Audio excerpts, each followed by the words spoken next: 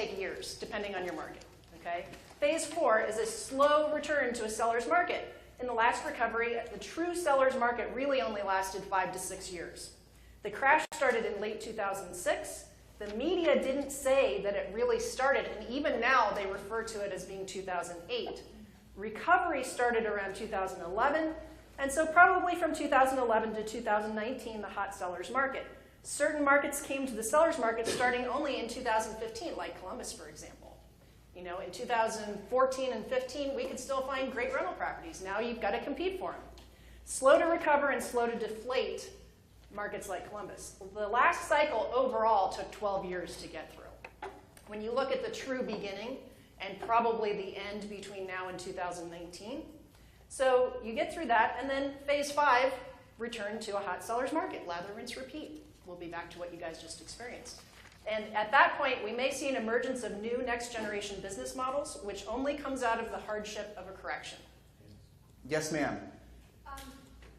My one question is, as far as getting a hot seller's market, you've got the younger generation not being able to follow. You're ahead of us, and thank you. Great segue. Great segue, because this is why we could be wrong. There you go. All right. Thank you for that. That yes, was great. Perfect. Yes, she has her notes. She's a You're the one with the notes. All right, so here's why we could be wrong. Here's why we could be wrong. Number one, yesterday, the GDP, now some people are going to be watching this a year from now and saying, what are you talking about? The GDP is terrible. But yesterday, it was released that the gross domestic product is 4.1%. If you guys don't know how do they calculate GDP, you should research it, Google it. It's very interesting. But that's the highest that the growth has been in over 10 years. So that's phenomenal. Okay, so we could be wrong. I am going to, okay, her point, the sheer size of the millennial population. And we're optimistic about that because the number of millennials, I think it's not twice as many as the baby boomers, but it's like a third more or something. It's an enormous amount of people. And the oldest part of the baby boomers in the early 30s are now, you know, they're making babies and they're having families and they're buying houses. They're ready, right? So you are right, and we agree with you. So this is the reason why we could be wrong about how long it takes for this cycle to last, and we don't think it's going to take as long as the last cycle. And this is what we already talked about. Basically, unraveling of real estate markets will happen in a more predictable, organized way this time. People know what to expect. Banks know what to expect. So as far as like, and then we talked about that, so that's it. So in essence, what you're going to see is you need to go into your MLS. You need to, I mean, honestly, the MLS is a great source. NODs is a great source. BPOs are a great source. But really what you need to do is you need to go out and talk to sellers. You need to find out what they're thinking. You need to go and listen to what they're saying. You need to watch the news reports because this is where we are in the cycle, guys. This I'm confident about. You need to watch the news cycles, go to the community barbecues, you know, hang out at, you know, whatever, and find out what people are thinking. Find out what the sellers' attitudes are. Not sellers that have their houses for sale because in phase 2 they're in denial. But find out what normal sellers, you're going to see they're going to start asking you questions. So when somebody asks you, how's the real estate market, you're going to need to have a really good, concise answer. Because if you say the usual realtor answer, which is, and they just read 5 news reports that said the real estate market is not great, which you are look like already out a... there. Those reports are already out there and already circulating. Right. So you have to temper that without losing the listing over it. Okay. That's the tough part. So we are absolutely ahead of our skis with what the rest of the real estate market is going to want to talk about. You're not going to hear anybody else talking about this. And this is what happened back in 2007. Mark my word, nobody else will talk about this until at least a year from now. So we've warned you guys now. Why doesn't the real estate market, Brandon, your office, you're part of the big brokerage. Why are you going to talk? I know you are. You're going to tell your agents about this. How many agents do you manage? 100. Okay, 100 agents. So why would you not want to tell them what we just told you? Be honest. I wouldn't want to scare them. Okay, that's why the industry doesn't tell you. That's the reason they're not going to tell you. Because they don't want to scare you. Because they don't necessarily know what to do themselves, and they don't want you guys to overreact. It's not like running a brokerage is anything that is easy in the first place. That's one of the hardest things you could ever possibly do for a living is running a real estate brokerage. The old joke is being a broker just makes you Broker. There you go. So those of you think about being a, yeah, okay. So hopefully I'm not offending anybody because it happens to have the largest real estate broker from Hawaii in the room. And I didn't insult anybody, but if I did, such is the way they probably understand. All right, so. Yes. Questions? Questions. So I have a comment that the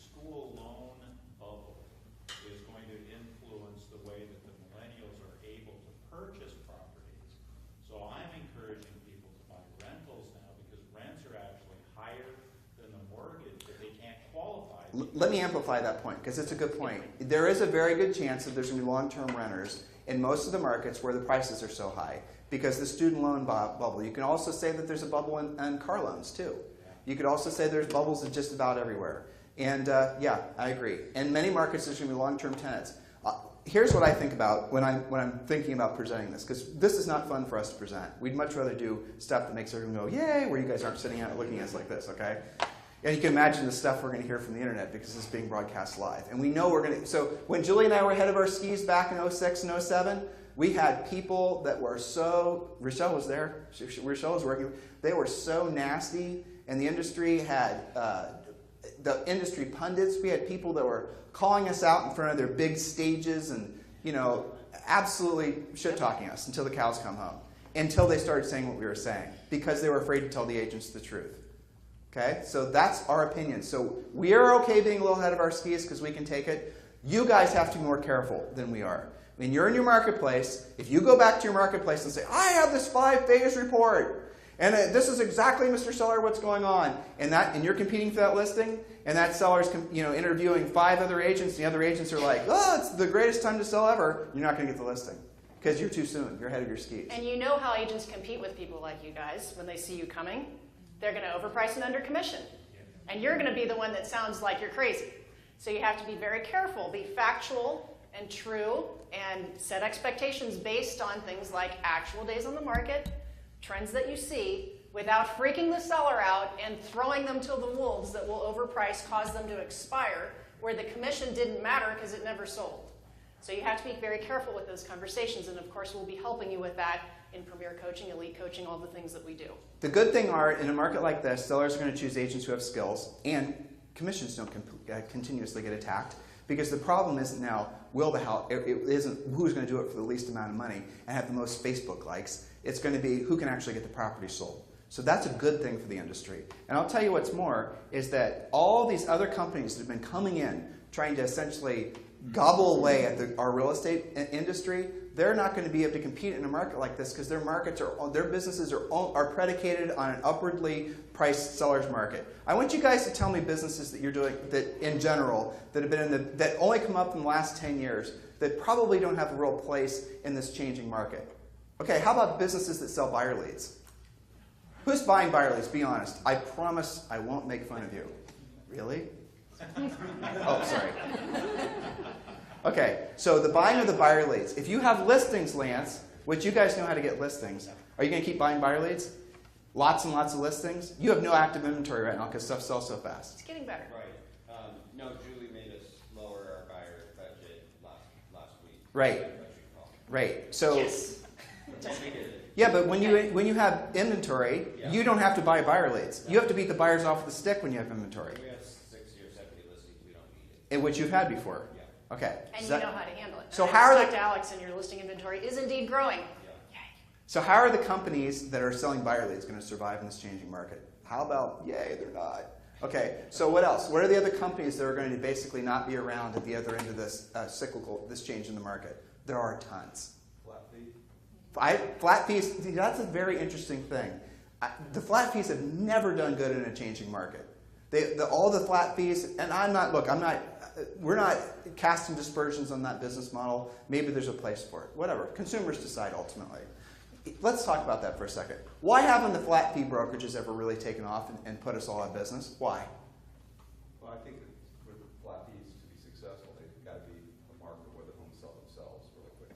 I agree. And but what's the other reason? What's the real, if you believe in market-driven forces, sir, what's the real reason that the flat fees and all these other disruptive business models haven't put out the traditional business real estate model to pasture? What's the real bottom line why? Well, what I've observed is there's not really professionals that are running them. Okay, well, I'm not going to say that, but I'm not disagreeing with you. But what I will say is I can't. But what I will say is because consumers haven't embraced them. That's why. You guys are still relevant because you're providing a superior service to sellers, or they wouldn't pay you.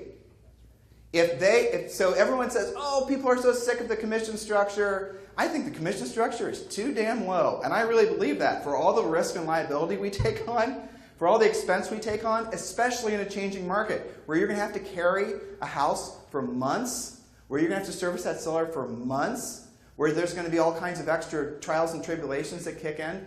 You know, the commissions, what happened in a market like this, the commissions went down during the hot sellers market. They're going to stabilize, if not, some markets go back up. When you walk in there, and you guys think, do you see what I'm saying is being true? Have you guys experienced this before? Colette, reinforce me here. Have my back, sister. Absolutely. I mean, I have clients all the time in the recession that were trying to negotiate commissions, and the reality is that our experience overloaded it, and we actually increased our commissions from 6 to 7%. Gary, same thing with you. Yes, get off your phone. Okay, or whatever you were doing down there. Okay, so your commission structure is what? Tell me about your commission. I told you I was going to pick on you. Your commission structure, he's like, you better not put me on stage. I do not want to go on stage. So he didn't wear a tie, so I wouldn't for sure. It's always 6%. Yeah. And I split it 3.5% to myself, 2.5% to the seller. And he's in Southern California, has an incredibly competitive real estate market. Yeah. Okay, so any other questions? And then we're going to get to something fun. We were doing some 10% during the down. Oh yeah, I forgot about that. That was sort of standard, was a 10%. Yep, and lower sale price areas, your guys' average sale price, if I remember correctly, was like less than 200. Oh, way less. Yeah, way less. Well, You'd and that have did to happen laugh. during short sales. Remember, we had some Florida clients where their condos that had been 300, 350 went all the way down to like 30 to 70,000. So what are you really going to make on that? They were charging a flat fee and getting it on the short sale from the banks. And you guys were getting up to 10%. So to your point, commissions likely will go up. This is a great thing. You guys have to stop being deer in the headlights and go, all right, bring it on.